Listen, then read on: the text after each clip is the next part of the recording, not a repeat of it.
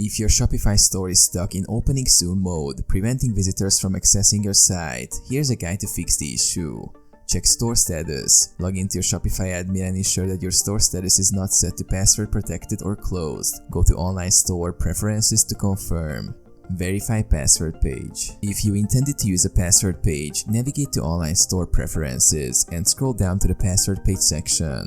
Enter the correct password or disable it if not needed.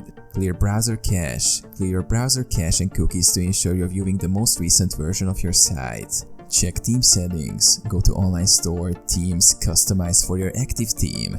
Ensure that the theme settings do not restrict access or display an opening soon page. Use a direct link. Access your store directly by entering your store URL followed by /admin to log in.